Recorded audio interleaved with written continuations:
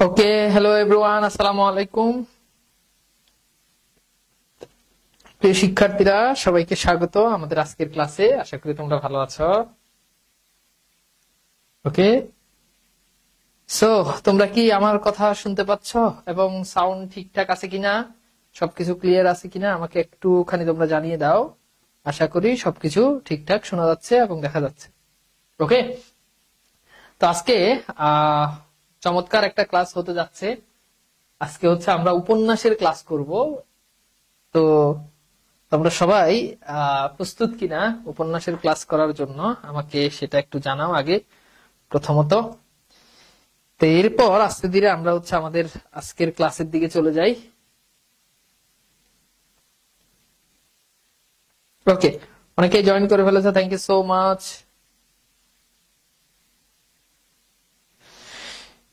ঠিক আছে, তো আশা করি তোমরা দেখতে পাচ্ছ এবং সাউন্ড ঠিকঠাক আছে, শোনা যাচ্ছে, কথা ক্লিয়ার।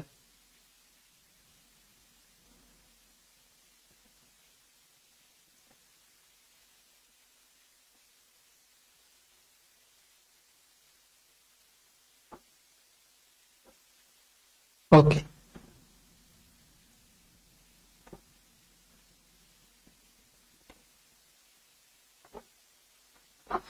ঠিক আছে, সবকিছু ক্লিয়ার।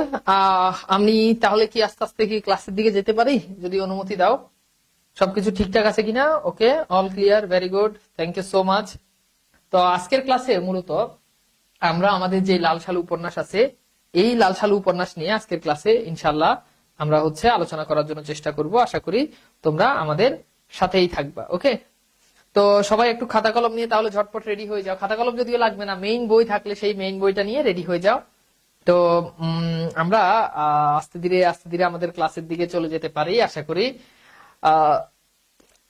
আস্তে ধীরে আমাদের ক্লাসের দিকে চলে যেতে পারি। ওকে, তো ভাইয়েরা আসো আমরা আমাদের আজকের আলোচনার দিকে যাব। আজকের ক্লাসে খুবই চমৎকার ভাবে আমি তোমাদেরকে ইনশাআল্লাহ ইনশাআল্লাহ তোমাদেরকে খুব সুন্দর এবং খুব চমৎকার ভাবে হচ্ছে আমি তোমাদেরকে এই লাল সালু উপন্যাসটা পড়াবো। আশা করি তোমরা আগে যেভাবেই লাল সালু উপন্যাস পড়ছো কোনো সমস্যা নাই। কমেন্ট গুলো একটু আসতেছে না, সমস্যা নাই, আমি মোবাইলে হচ্ছে তোমাদের কমেন্ট দেখতেছি। ওকে, ঠিক আছে। ওকে, এই যে সাউন্ড টাউন্ড একদম ক্লিয়ার, ঠিক আছে। তো ভাই আসো, আমরা আজকে সেরা একটা ক্লাস হবে, সবাই মোটামুটি একদম ফুল রিফ্রেশমেন্ট নিয়ে তারপর হচ্ছে বসতে হবে। হ্যাঁ, তো চলো ভাই আমরা তাহলে শুরু করে দিই আমাদের আজকের ক্লাস। আমরা আজকের ক্লাসে মূলত যেটা প্রথমত আমরা যেটা নিয়ে পড়বো সেটা হচ্ছে লাল সালু উপন্যাসে আমরা একটু লেখক পরিচিতি সম্পর্কে একটুখানি জানার জন্য চেষ্টা করব। ওকে, আহ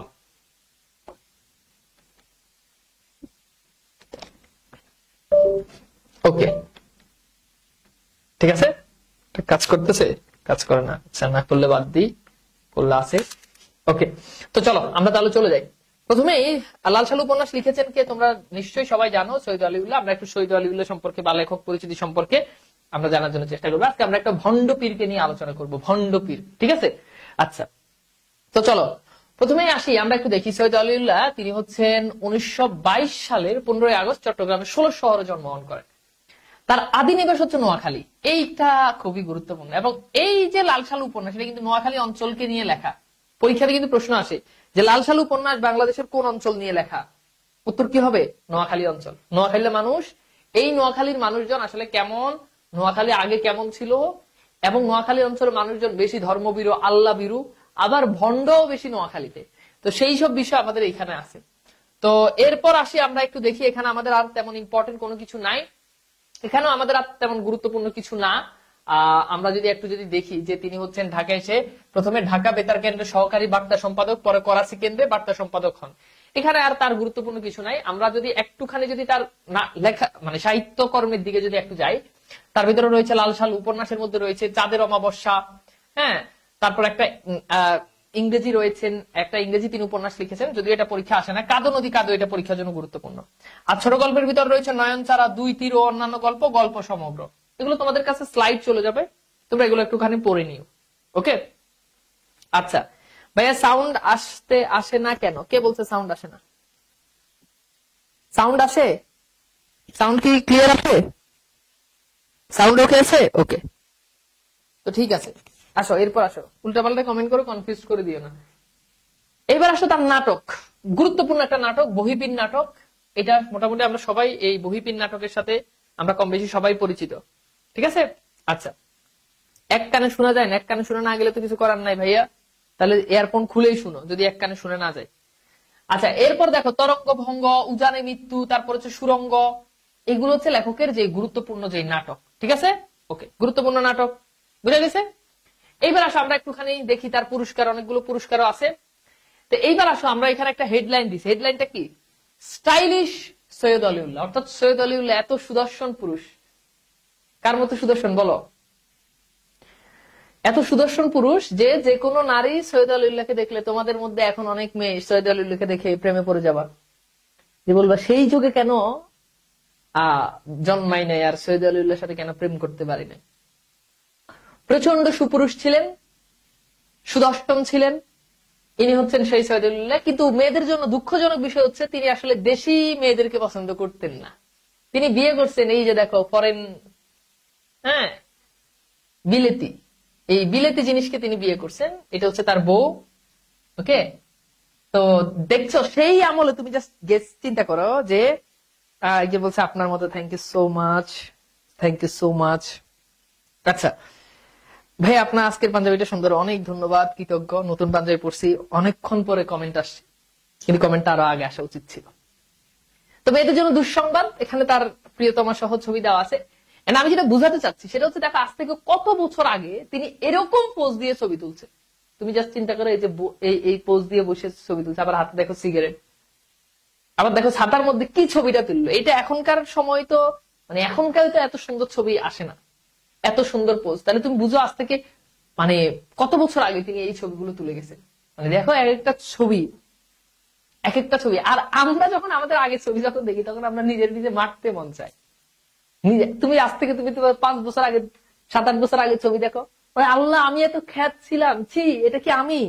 নিজেই নিজেকে অস্বীকার করতে মন চায়, নিজেই নিজের অস্তিত্বকে অস্বীকার করতে মন চায়। আর ক্যাপশনের কথা তো বাদই দিলাম। যে কেমন হলো বন্ধুরা, অনেকদিন পর একটা ছবি আপলোড দিলাম, কেমন হলো বন্ধুরা, আমাদের নিউ পিক, বুঝছো? নিউ পিক আছে না? আছে। তাহলে বুঝো সেই যে সৈয়দ আলিউল্লাহ সেই বছর আগে, সেই এত বছর আগে তিনি এই ছবি তুলে গেছেন। কিন্তু মজার ব্যাপার হচ্ছে, সৈয়দ আলিউল্লাহ লেখা যখন পড়বা মনে হচ্ছে তিনি আজীবন গ্রামে থাকছে। মানে গ্রামীণ জিনিসকে এই যে লাল সালু উপন্যাস পড়লে বুঝতে পারবা যে এত সুন্দর করে, এত চমৎকার করে তিনি এখানে তুলে ধরছেন। এটা আসলে খুবই গুরুত্বপূর্ণ। আচ্ছা, এইবার আসো আমরা এরপরে আমরা যাই, মোটামুটি একটু পর্যন্ত আমরা পড়ছি। এবার দেখো আমরা লাল সালু উপন্যাসের মূল জিনিসপত্র চলে যাই। তো মূল জিনিসপত্রে যাওয়ার আগে আমরা মোটামুটি সবাই জানি লাল সালু উপন্যাসের মূল ভাব যেটা, এটা আলোচনা না করি। একজন ভণ্ডপীর মজিদ, সে ধর্মকে ব্যবহার করে মানুষের সাথে প্রতারণা করে সে টাকা ইনকাম করে। তার টাকা ইনকামের উদ্দেশ্য একমাত্র অবলম্বন হচ্ছে সে ধর্মকে পুঁজি করে ব্যবসা করে। সেই ব্যবসাটা সে আসলে কিভাবে করে সেটা নিয়ে আজকের আলোচনা হবে, ঠিক আছে? আচ্ছা, ওকে, ঠিক আছে। আমাদের ফার্স্ট পেপার বই যেটা, সেকেন্ড পেপার বইটা আপাতত স্টক আউট, 1 সপ্তাহের মধ্যে সেকেন্ড পেপার বইটা স্টকে চলে আসবে। তো তোমরা আপাতত কেউ বই কিনিও না। যদি 2টা বই একসাথে নিতে চাও তাহলে 1 সপ্তাহ পরে আমাদের তানভীর স্যার পেজ থেকে অর্ডার দিয়ে নিও। আর যদি এখন অর্ডার দিতে চাও তাহলে বাংলা প্রথম পত্র বইটা আমাদের স্টকে অ্যাভেলেবেল আছে, দ্বিতীয় পত্র বইটা আপাতত অ্যাভেলেবেল নাই, সপ্তাহখানিক লাগবে আসতে, স্টকে আসতে। ওকে, এইবার চলো আমরা মূল ভাবে না যাই। ধর্মকে পুঁজি করে লাল সালু উপন্যাসের মূল বিষয়বস্তু কি? ধর্মের নামে ভণ্ডামি। লাল সালু উপন্যাসের মূল বিষয়বস্তু কি?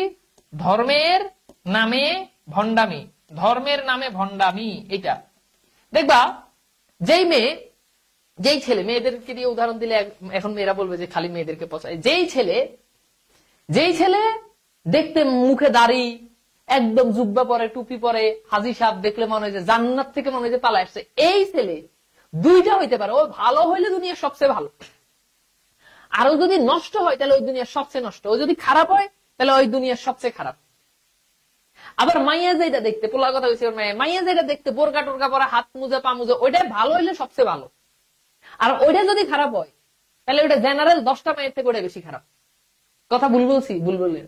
তাহলে পার্কে গেলে হাত মুজা পা মুজা পরা, এই নেকআপ পরা মাইয়া দেখা যায় না? যায়। কিন্তু এই মেয়ে কি পার্কের চিপায় অলিতে গলিতে থাকার কথা না। তার মানে সে আসলে ধর্মকে নিয়ে সে ব্যবসা করতেছে। কিছু শ্রেণীর ছেলে আবার তার এই পদ্মা দেখে চিন্তা করতেছে, আল্লাহ, মেয়ে তো জান্নাত থেকে পালাই আসছে, এই মেয়ের এটা আমার দরকার, ওই মেয়ের প্রেমে গিয়ে খপ্পর করে গিয়ে পড়ে। কিন্তু সে কি করতেছে? ধর্মকে ব্যবসা করতেছে। আবার কিছু কিছু, যেমন 2-3 দিন আগে, এই 3-4 দিন আগে আমি বগুড়াতে গেছি ক্লাস নিতে। বগুড়াতে ক্লাস নিয়ে দেখি যে এক মেয়ে দেখতে মাশাআল্লাহ একদম পুরো হাত মোজা পা মোজা সব পরা, ইভেন তার চোখ যাতে না দেখা যায় কালো চশমা পরা। তা আমি ঢুকতেই মেয়ে আমার দিকে তাকাইছে। আমি তাকানোর পর আমি বুঝছি যে আমার স্টুডেন্ট বা আমাকে চিনে। তো আমাকে দেখে আস্তে করে এক কোণাতে গিয়ে বসছে, আমি খাচ্ছি। কে আসার সময় দেখি ওই মেয়ে জান্নাত থেকে পালিয়ে আসা মেয়ে আরেকটা ছেলেকে খাওয়াই দিচ্ছে, রেস্টুরেন্টের কর্নারে আরেকটা ছেলেকে খাওয়াই দিচ্ছে। তো বুঝতেছো বাস্তবতা। কথা ভুল হইলে ধৈর্য যে ভাই আপনি ভুল কইছেন, আপনারে কথা যদি ভুল বলি তাহলে উপরে আল্লাহ সাক্ষী, আর কথা যদি সত্য বলি তাহলে একমত পোষণ করতে হবে। তোমরা কি একমত কিনা বলো? তো এখানে ঘটনা এটাই যে মজিদ সেই যে ধর্মকে পুঁজি করে মানুষকে সে বুঝায় যে সে অনেক বড় আল্লাহর ওলি, তাকে স্বপ্নে দেখাইছে যে সে এখানে এসে দিন ইসলাম কায়েম করার জন্য সে দুনিয়াতে আসছে, মোহাম্মদনগর গ্রামে আসছে। আদতে বাস্তবে সেটা না। আমরা পুরো উপন্যাস বইয়ের ভাষায় পড়বো না, লাইন বাই লাইন। আমার ভাষায় তোমরা পড়বা লাইন বাই লাইন, ঠিক আছে? আমরা পুরো জিনিসগুলোকে একসাথে নিয়ে আসছি, যতটুকু প্রয়োজন ততটুকু আয়োজন, এটুকু নিয়ে, ঠিক আছে? ওকে, এইবার আসো আমরা দেখি, আমরা এর পরে যাই। তো আমরা প্রথমেই জানবো যে মসজিদের জন্মস্থানের বর্ণনা আছে, আমরা সেই বর্ণনাটা জানবো। মসজিদের বাড়ি শস্যহীন জনবহুল অঞ্চলে, অর্থাৎ মসজিদ এমন একটা জায়গায় সে বাস করে যেখানে শস্য তেমন ফলায় না। অর্থাৎ শস্য বলতে ফসল, যেখানে তেমন ফসল হয় না, যেখানে তেমন কি হয় না, ফসল হয় না। আর সেই অঞ্চলে শস্য খুব বেশি ফলে না, যা ফলে তাও সামান্য কিছু ফসল সেই অঞ্চলে হয়। তো ফসল যদি না হয় তাহলে মানুষ খাবে কেমনে? বুঝছো? ফসল ফলানোর তুলনায় তাদের মধ্যে ধর্মচর্চাই বেশি দেখা যায়। অর্থাৎ তারা ফসল ফলাইতে হবে এই চিন্তা তাদের নাই, তাদের কাজ হচ্ছে তারা খালি ধর্মচর্চা করে। ধর্মচর্চা করা উচিত। আমি কিন্তু সাহিত্যের ক্লাস, সাহিত্য মানে কি, সাহিত্যে খেলা, এটা একটা তোমাদের প্রবন্ধ আছে, প্রবন্ধ পড়াইতে গেলে আমি তোমাদেরকে বলবো সাহিত্য কি। সাহিত্য হচ্ছে সেটা যেটা মনে আনন্দ দেয়, এটা তোমাদের বইয়ের সংজ্ঞা। সাহিত্য সেটা যেটা মনে আনন্দ দেয়। লেখক বলছেন যে সাহিত্য সেটা নয় যেটা তোমাকে জোর করে পড়ানো হবে, সাহিত্য সেটা যেটা তুমি মন থেকে আনন্দ নিয়ে পড়বা। সাহিত্যের কাজ হচ্ছে মানুষকে আনন্দ দেওয়া, সাহিত্যের কাজ শিক্ষা নেওয়া না, এটা লেখক বলছে। শিক্ষা নেওয়া না নেওয়া সেটার সাথে আমি একমত দ্বিমত পোষণ করতেছি না, সে আলোচনা যাচ্ছে না। বাট সাহিত্যের কাজ হচ্ছে আনন্দ নেওয়া, সুতরাং আমরা ভরপুর আনন্দ নিব। এই আনন্দ নিতে নিতে নিতে নিতে কিছু জিনিস শেখার জন্য চেষ্টা করব। তাহলে আমাদের মূল কাজ কি? আনন্দ নেওয়া। দ্বিতীয় কাজ কি? এখান থেকে পরীক্ষা যা আসে এটা হচ্ছে সাহিত্যের অ্যাকচুয়াল সংজ্ঞা। সুতরাং সাহিত্যের ক্লাস কিন্তু বোরিং হওয়া যাবে না, ঠিক আছে? আচ্ছা, এইবার আসো আমরা একটু দেখি। তো এখানে বলছে যে তারা মূলত ধর্মচর্চাই বেশি করে। এখন আল্লাহ তাআলা কিন্তু বলে দিছে যে 5 ওয়াক্ত নামাজের পরে তোমরা কি করো? তোমরা বেরিয়ে যাও। কোথায়? জীবিকার সন্ধানে বেরিয়ে যাও। তো তারা জীবিকা নিয়ে চিন্তিত না, তারা ধর্মচর্চা নিয়ে বেশি চিন্তিত। অভাবের জন্য তাদের পেছনে লেগেই থাকে। অভাবে জর্জরিত মানুষগুলো নিজেদের মধ্যে ভাগ বটরা, লুটপাট, এমনকি কোথাও কোথাও খুনাখুনির মধ্যে শেষ চেষ্টাগুলো করে। অর্থাৎ তারা কি খাবে, তারা কি পরবে, এটা নিয়ে তারা চিন্তিত না।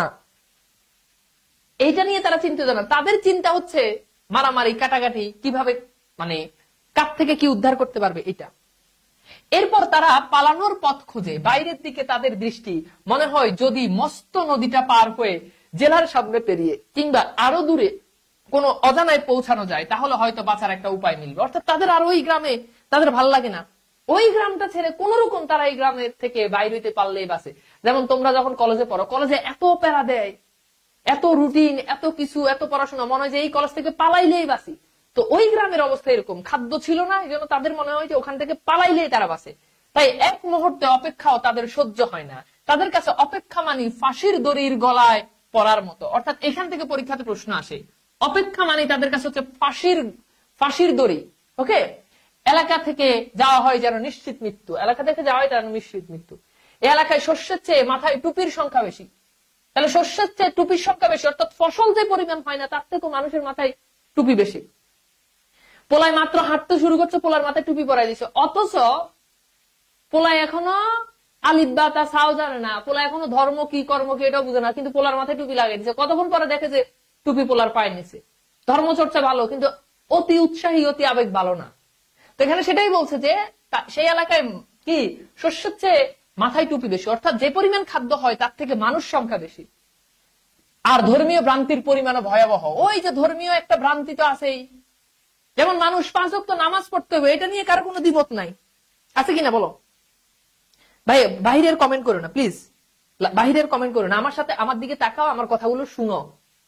আমার কথা তো লেখার দরকার, আমার কথা শুনো। বাহিরের কমেন্ট করলে তোমার সময় নষ্ট হয়, প্লিজ বাইরের কমেন্ট করো না। এই সাউন্ড যাদের সমস্যা তারা ক্লাসে বের হয়ে যাও। হ্যাঁ, এখন আমি ক্লাসের মধ্যে এসে তোমার সাউন্ড ঠিক করার আর কোনো অপশন নেই, ভিডিও চলতেছে, এভাবেই চলবে। সাউন্ড সমস্যা হলে ক্লাস থেকে বের হয়ে যাও, সোজা কথা। এই সমস্যা আর করা যাবে না। হ্যাঁ আচ্ছা, হয় তোমার নেটের সমস্যা, সবাই ক্লাস করতেছে তো, সুতরাং আমার এখান থেকে কোনো সমস্যা নেই। বাহিরের কমেন্ট করা যাবে না। যদি তোমার কোনো কিছু সমস্যা মনে হয় তুমি বের হয়ে যাও, পরে ক্লাস করো। বাহিরের কমেন্ট করলে তোমার ইন্টেনশন চেঞ্জ হবে, মনোযোগটা নষ্ট হয়ে যাবে। ওকে আচ্ছা, এরপর খেয়াল করো, এক কমেন্ট 2 বার করা যাবে না, কমেন্ট আমি দেখবো। তো এখন এরপর খেয়াল করে দেখো, এখানে বললো যে যেখানে ছিলাম যে ধর্মীয় ভ্রান্তি, ধর্মীয় যে ভ্রান্তি, এই ভ্রান্তিটাও তাদের মধ্যে অনেক বেশি। এখানের মানুষজন ধর্মীয় ভ্রান্তির মধ্যে প্রবল। তারা যেমন 5 ওয়াক্ত নামাজ পড়তে হবে, এই যে নামাজ পড়তে হবে এটা নিয়ে কিন্তু কারো মধ্যে কোনো দ্বিমত নাই, কিন্তু নামাজ পড়তে গেলে হাত দিয়ে এখানে বাঁধতে হবে না এখানে বাঁধতে হবে, এটা নিয়ে দ্বিমত আছে। তো তারা আসল জিনিসের প্রতি তাদের যতটুকু ফোকাস, এর থেকে ধর্মীয় যে গোড়ামি, তারা সেই জিনিসগুলোতে তাদের বেশি মনোযোগ। এবং যেটা ইসলাম আসলে প্রকৃত যে তথ্যটা দিছে, যেটা বলছে তাদের, সেটা তারা সেই জ্ঞানটা তাদের মধ্যে নাই, প্রকৃত নলেজ তাদের মধ্যে নাই। পেটের ক্ষুধা মেটানোর জন্য ফসল না হলে প্রত্যেকের মাথায় ধর্মীয় চিহ্ন রূপে মাথায় থাকে টুপি, কিন্তু তাদের এই ধর্মপ্রীতি প্রকৃত অর্থ নয়, অধিকাংশ ক্ষেত্রেই তা অর্থহীন, অন্ধবিশ্বাসে ভরা। অর্থাৎ তাদের এই অন্ধবিশ্বাস, তাদের মনে কি সর্বদা তাদের মনে অন্ধবিশ্বাস। ওকে, অন্ধবিশ্বাসে ভরা, অর্থাৎ তারা প্রকৃত যে জিনিস সেই জিনিসকে তারা আসলে বুকে ধারণ করে না। আসলে তাদের ধর্মজ্ঞান সীমিত। ওই যে ধর্মীয় জ্ঞান নাই, কিন্তু ধর্মীয় আবেগ 100তে 100। ধর্মীয় জ্ঞান না থাকলে ধর্মীয় আবেগ দিয়ে কাজে আসবে না। কুসংস্কার ভণ্ডামিতে আচ্ছন্ন, শ্রম সাধনার পথে তাদের কোনো আগ্রহ নেই। অর্থাৎ তারা পরিশ্রম করবে, সাধনা করবে, এটার জন্য তাদের কোনো আগ্রহ নেই। ধর্মের মূল মর্ম তাদের কাছে অজানা। ভোরের দিকে মুক্তব থেকে ভেসে আসে শিশু কণ্ঠে আর্তনাদ, শুনলে মনে হয় যেন এটি কোনো পবিত্র ভূখণ্ড। অর্থাৎ সকালবেলায় মুক্তবে যখন ছেলে মেয়েরা আমপারা পড়ে, কোরআন শরীফ পড়ে, তখন মনে হয় যে এটি কোনো পবিত্র ভূখণ্ড থেকে এই কোরআনের ধ্বনি শোনা যাচ্ছে। তারা মনে করে একবার কোন রকম মুখস্থ করতে পারলেই বেহেশতের আসর নিশ্চিত। তারা মনে করে কোরআন শরীফ যদি কোন রকম মুখস্থ করতে পারে তাইলে